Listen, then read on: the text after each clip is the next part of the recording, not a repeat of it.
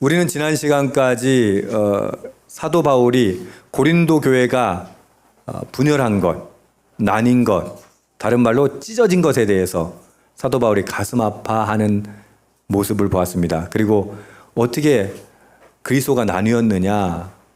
그래서 지난 시간에 몸이 찢어지고도 살아남을 사람이 있습니까? 라고 질문을 했었죠. 사도 바울은 그 분열된 고린도 교회에게 고린도 전서 편지를 쓴 겁니다. 근데 오늘은요, 어떤 말씀을 갑자기 하냐면, 이 시대에 왜 복음이 수용되지 않고 거부되는가에 대해서 이야기를 해요. 아니, 교회가 분열된 걸 얘기하다가 갑자기 세상이 왜 그리스도의 십자가의 도를 받아들이지 않는가에 대해 이야기하거든요. 그 이유가 뭘까요? 교회 분열 이야기를 충분히 해도 괜찮을 텐데 왜 세상 사람들이 십자가를 받아들이지 않는가에 대해서 이야기하는 이유는 간단해요. 교회 내에서도 그것이 받아들여지지 않기 때문이에요. 고린도 교회가 왜 분열된 줄 아세요? 십자가의 도가 아니라 다른 사상이 교회 안에 들어온 거예요. 다른 생각이. 그게 판을 치니까 어떻게 됩니까? 교회는 분열돼요. 지금 한국 교회는 심각한 분열에 놓여 있어요. 왠지 아세요? 십자가의 도가 아니라 다른 것이 들어와 있기 때문이에요. 사도 바울이 그 이야기를 설명하기 위해서 왜 세상은 복음을 받아들이지 않는가? 그 이야기를 오늘 우리에게 전해줍니다. 여러분에게 질문 한번 해보죠. 왜 세상 사람들은 복음을 받아들이지 않습니까? 어떻게 생각하세요? 수많은 교회가 전도하잖아요. 기독교 매체가 있고 전도 방법들이 있고 그런 활동들이 있음에도 불구하고 사람들이 전혀 공감하지 못하는 시대를 지금 살아가고 있습니다. 요즘 사람들은 기독교가 비과학적이고 비합리적인 믿음 체계다라고 생각합니다. 그도 그럴듯한 게 여러분 양자 물리학이요. 지금 이제 세상의 생성을 설명하고 있어요. 그뿐이 아니죠. 뇌과학까지 발달해서 이 종교라는 것이 어떻게 작동하게 되었는가를 설명하기 시작했어요. 그러다 보니까 믿음이라고 하는 건 구시대적 유물 그렇게 생각하는 거예요. 그거는 믿지 않는 사람뿐만 아니라 심지어 교회 다니는 사람들조차도 믿음이 개인적인 위안을 위한 것이다 라고 생각해요. 결코 성공하는 데는 무용지물이 있기 때문에 그냥 일주일마다 한번 가가지고 그냥 마음의 평안, 심리적 안정을 얻기 위해서 교회 다니는 거다라고 생각하는 사람도 있어요. 한술 더 떠서 모든 종교는 결국은 같은 지향점을 향하고 있다라고 생각하나 진리는 상대적인 거지 절대적인 건 없다라고 하는 다원주의, 상대주의에 동조하는 기독교인들도 있습니다. 결국 이 시대는요, 믿지 않는 사람뿐만 아니라 교회를 다니는 사람들조차도 유일한 구원의 길을 믿지 않는 시대가 되어버린 거예요. 가정 내의 상황은 어떻습니까? 바쁜 생활 속에서 가정 내에서 예배와 말씀, 기도 생활이라고 하는 건 아이 성적에 대한 관심보다 뒤로 물러나 있습니다. 아이들 편에서도 마찬가지죠. 학교에서 뭐 배워요? 유물론과 진화론 배워요. 미디어 통해서 뭐 배웁니까? 그런 반기독교적인 세계관으로 아이들도 혼란스럽기는 마찬가지입니다. 이런 어정쩡한 상황에서 많은 사람들은 증명할 수 없는 일에 시간을 쓰기보다 당장 눈앞의 문제에 집중하자라는 태도가 주류를 이루고 있습니다.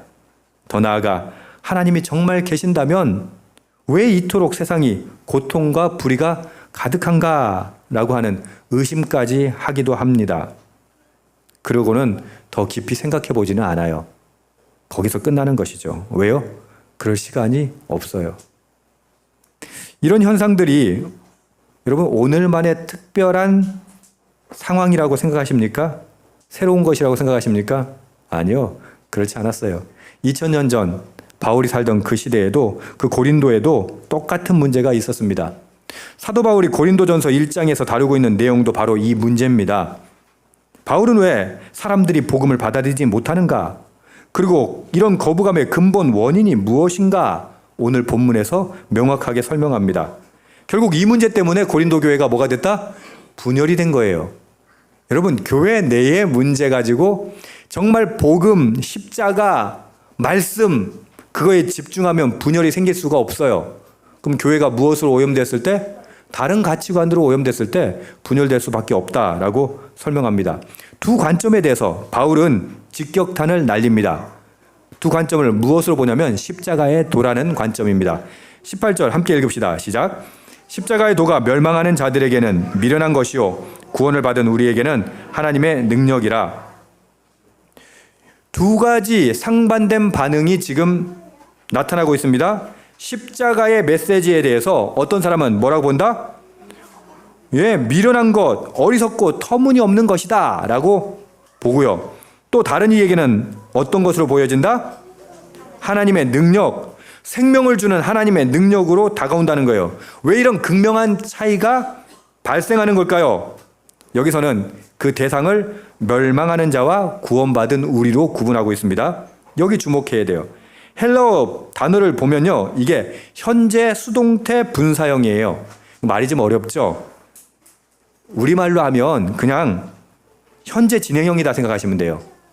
다시 말해서 멸망하는 자는 뭐 하는 거다? 정해진 게 아니고 멸망의 길을 계속 걷는 자예요. 구원을 받은 사람은 어떻게 해요? 구원의 길을 계속 걷고 있는 사람이에요. 마치 두 개의 길을 지금 걷고 있는 것으로 표현하는 거예요. 고정된 게 아닙니다. 한 길은 점점 멸망으로 향하고 한 길은 점점 더 구원으로 향하고 있는 겁니다. 이런 관점에서 보면 세상의 지혜를 따라 살아가는 사람들은 비록 겉보기에는 번영하고 성공하는 것처럼 보일지라도 실제로는 어떤 길을 걷고 있다? 이미 멸망의 길을 걷고 있는 겁니다. 그들의 삶은 겉으로는 화려하게 보이지만 영적으로는 더 점점 하나님으로부터 멀어지는 겁니다. 반면 십자가의 도를 받아들이는 사람은 그들이 비록 세상의 기준으로는 어리석고 실패한 것처럼 보일지라도 실제로는 구원의 과정 속에 걷고 있다는 것입니다. 구원은 단회적 사건이 아니에요, 여러분. 이게 우리가 착각하는 거예요. 그건 구원파에서 하는 말이에요. 구원은 뭐예요? 구원의 길을 걷는 겁니다. 멸망은 뭐예요? 멸망의 길을 지금 걷는 거예요. 미래의 완전한 구원을 경험하기 위해 우리는 걷는 거예요. 그걸 뭐라고 하냐면 구원받았다라고 말하는 건 칭의. 그 다음 스텝은 뭡니까? 구원의 과정에 있다. 그걸 뭐라고 해요? 성화. 결국 완전한 구원에 이른다. 영화. 이게 기독교가 말하는 핵심 프로세스예요. 십자가의 도가 왜 필요하냐? 이 프로세스의 가장 중심축이 되기 때문입니다. 자, 그럼 어떤 사람은 믿고 어떤 사람은 구원의 길로 가고 어떤 사람은 믿지 않고 멸망의 길로 가는데 왜 이런 차이가 벌어졌느냐? 그것은 지혜에 대한 오해나 착각에서 벌어지는 겁니다. 뭐에 대한? 지혜. 그 이야기가 19절부터 20절입니다. 함께 읽읍시다. 시작. 기록된 바 내가 지혜 있는 자들의 지혜를 멸하고 총명한 자들의 총명을 폐하리라 하였으니 지혜 있는 자가 어디 있느냐? 선비가 어디 있느냐? 이 세대의 변론가가 어디 있느냐? 하나님께서 이 세상의 지혜를 미련하게 하신 것이 아니냐? 지혜를 멸하고 총명을 폐한다. 이사야서 말씀이에요. 그럼 바울 시대의 고린도 교회가 위치했던 고린도의 가장 높은 가치, 최고의 가치는 무엇이었습니까? 지혜였어요. 철학자들은 사회에서 존경받는 지위에 있었고 웅변술과 논리적 사고를 통해서 그 사람의 수준을 평가하고 성공의 척도라고 여겼습니다. 오늘날로 말하면 과학, 기술, 학문적 성취와 비슷한 위치를 차지하고 있던 게 지혜 추구예요. 그래서 철학을 영어로 뭐라고 합니까? 필라소피라고 하죠. 필라가 뭐예요? 필로, 사랑하다. 소피, 지혜예요. 지혜를 사랑함, 이게 뭐다? 필라소피, 철학이에요. 그러니까 이 시대 사람들, 그 당시 사람들은 지혜가 모든 것이었어요.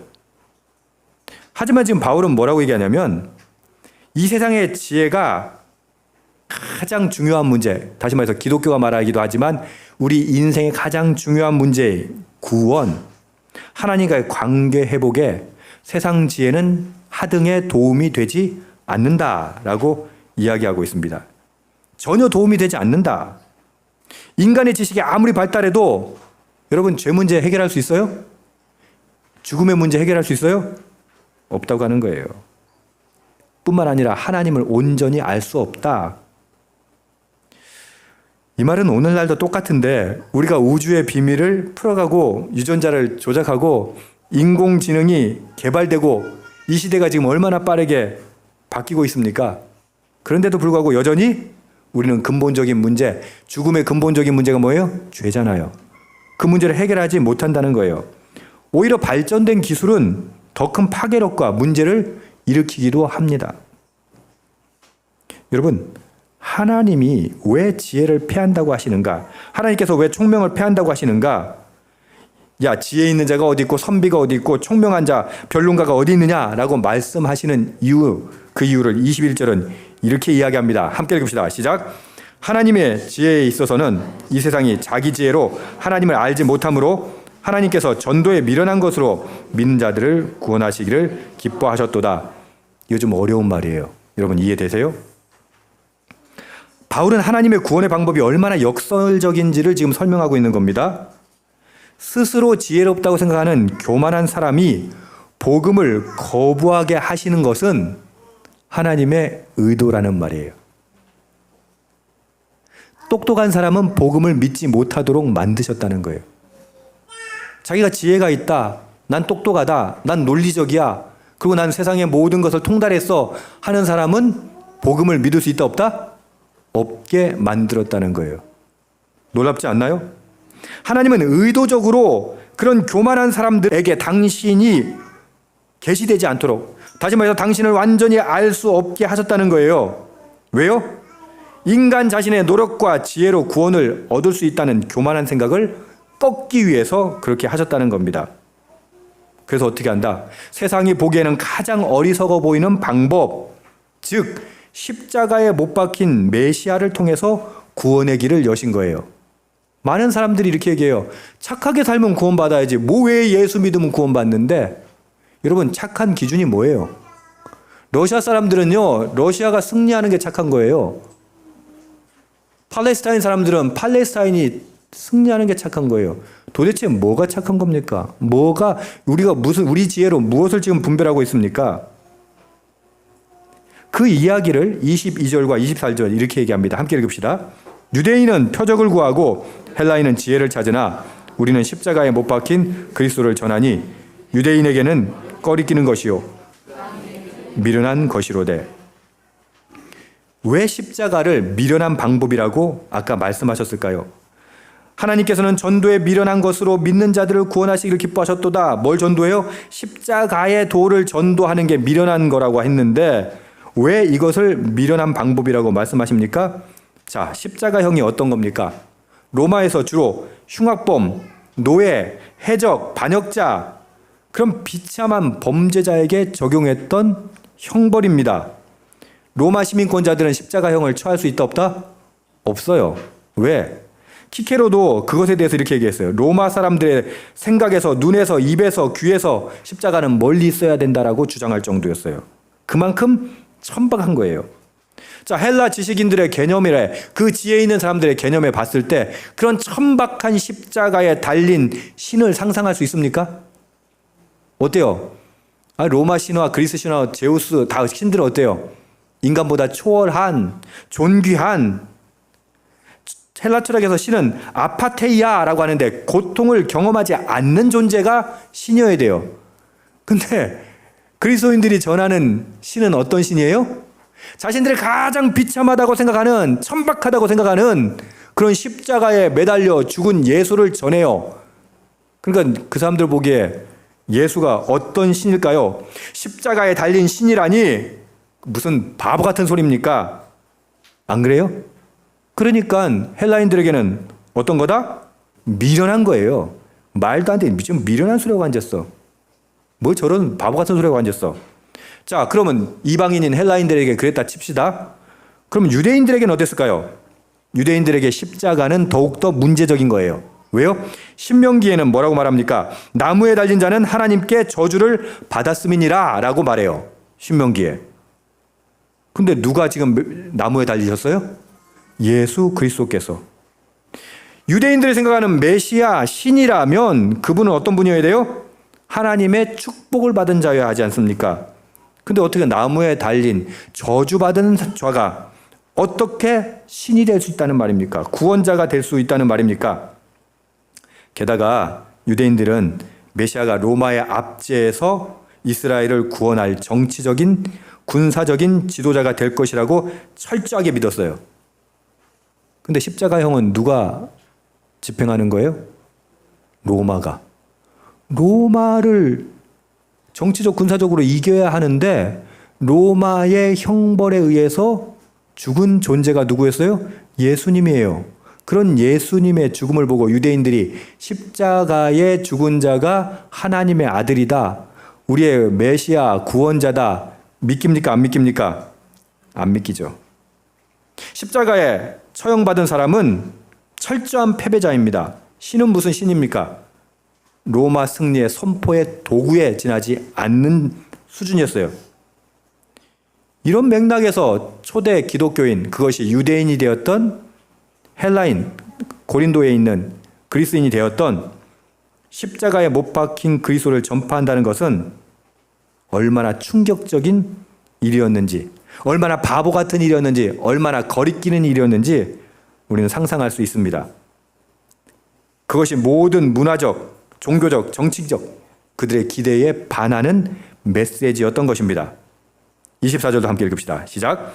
오직 부르심을 받은 자들에게는 유대인이나 헬라인이나 그리스도는 하나님의 능력이요 하나님의 지혜니라. 하지만 이게 놀라운 사건이 벌어지는데 하나님은 유대인도 이방인도 이해할 수 없는 바로 그 십자가를 통해 구원의 능력을 드러내셨다고 하는 겁니다. 로마가 억압과 복종의 도구로 사용했던 것을 하나님은 해방과 구원의 도구로 바꾸셨습니다. 인간이 가장 수치스럽다고 여기는 것을 하나님은 가장 영광스러운 것으로 바꾸셨습니다. 십자가는 패배의 상징이 아니라 승리의 상징이 되었다는 겁니다. 왜요? 그 십자가 때문에 죄와 사망의 권세가 정복되었기 때문입니다. 할렐루야. 여러분 지금 이렇게 이야기하면 납득이 되세요? 믿으니까. 믿는 사람은 그지 십자가가 그렇지. 근데 안 믿는 사람은 뭐라고 한다고요? 그건 말도 안 되는 소리라고 있어. 그래서 제가 전도하면 제일 많이 듣는 소리가 그거라니까요. 착하게 살면 됐지. 이 세상에 착한 삶이 얼마나 많은데. 그러면 꼭 묻는 거 있죠. 세종대왕은 천국 갔을까 안 갔을까? 이순신 장군은 천국 갔을까 안 갔을까? 세상의 지혜, 세상의 기준, 세상의 생각과 사고로 구원을 판단하는 거, 그걸 뭐라고 한다? 교만. 하나님이 의도적으로 그 교만을 막으시는 거예요. 야, 니들의 생각으로, 니들의 철학으로, 니들의 가치관으로, 사상으로 구원을 받을 수 있다고? 그래서 하나님은 뭐 어떻게 했다? 가장 천박하게 여기는 거, 거리끼는 거, 상상할 수 없는 바보 같은 짓, 그걸 통해서 뭘 하셨다? 구원을 이루셨다. 구원을 만드셨다. 지금 그 얘기를 우리에게 하고 있는 거예요. 오늘 우리에게는 어떨까요? 성공과 번영, 자아실현을 추구하는 현대사회에서 자기를 부인하고 십자가를 지라는 복음의 메시지, 어떻게 여러분 생각하십니까? 그거 솔직히 말하면 좀 어리석게 보여요. 사회생활할 때 여러분 어떠세요? 현대사회는 자아를 중심에 두고 있어요. 소셜미디어는 자기 브랜딩, 자기 표현의 플랫폼이 되어 있어요. 교육에서도 자아 존중감이 핵심 가치가 되어 있습니다. 자신을 사랑하라. 너 자신을 위해 살아라. 너 자신을 찾아라. 내 꿈을 쫓아라. 하는 메시지가 온통 우리를 둘러싸고 있잖아요. 그런데 예수님의 메시지는 뭐라고 해요? 누구든지 나를 따라오려거든 뭘 하고? 자기를 부인하고 자기 십자가를 지고 나를 따를 것이니. 어떠세요? 여러분 세상에서 살아가면서 현대 문화의 흐름과 정면으로 충돌하는 말씀이 아닙니까? 자기 부인이라고요? 십자가를 지라고요? 이런 메시지가 어떻게 우리 현대인들에게, 자아 성취를 추구하는 현대인에게 매력적인 메시지가 될 수 있겠습니까? 그래서 어떻게 해요?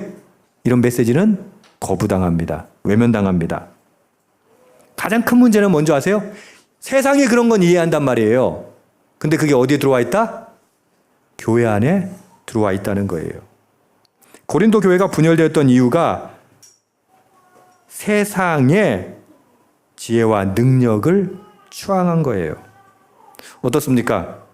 과연 한국 교회 안에는 십자가의 도만 있습니까? 혹시 고린도 교회처럼 헛된 세상지혜, 세상적 가치관, 세상적 방법이 교회 안에 들어와 있지 않습니까? 그러니 어떻게 됩니까? 교회는 분열하게 되는 거예요. 세상적인 이념과 세상적인 가치관, 세상적인 방법이 교회 안에 힘쓸 때 교회는 분열되게 되어 있는 거예요. 그게 어떤 교회였다? 고린도 교회라는 거예요. 그럼 교회 안에는 어떤 것이 일어나야 됩니까? 세상이 거리끼고 미련하다고 여기는 십자가의 도, 그 복음만이 교회 안에서 드러나야 합니다. 왜요? 그게 참 지혜고 그게 참 능력이기 때문이에요.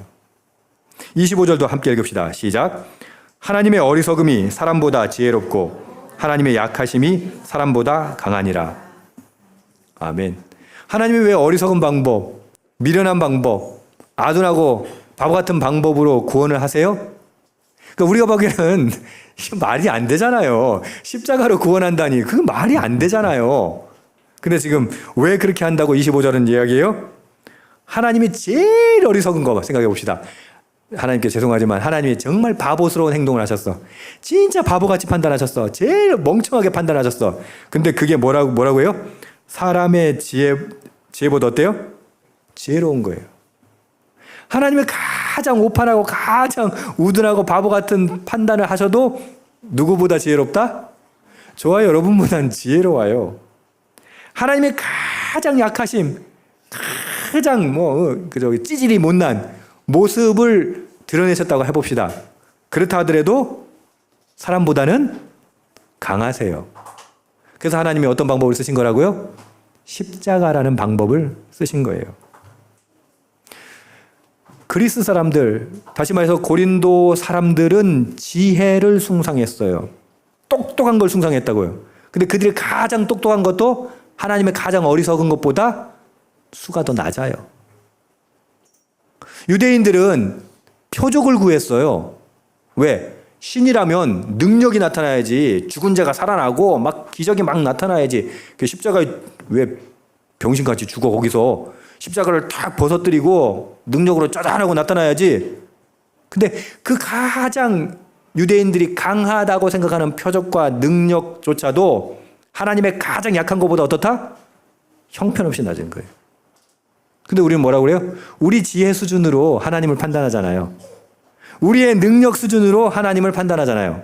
그 하나님께서 어떻게? 그 지혜를 패하기 위해서, 그 똑똑함을 패하기 위해서 어떻게 하셨다? 우리가 가장 보기에 가장 바보 같은 방법, 가장 연약한 방법, 그런 낮고 천한 방법으로 어떻게 하셨다? 우리를 구원하셨다. 할렐루야. 결국 그리스도께서 십자가에 죽으신 것은 바로 하나님의 지혜와 능력의 최고의 표현이었던 겁니다. 할렐루야. 그런데 이 진리를 깨닫는 사람은 어떤 사람만 깨닫는다고요? 하나님께로부터 부르심을 받은 사람들입니다.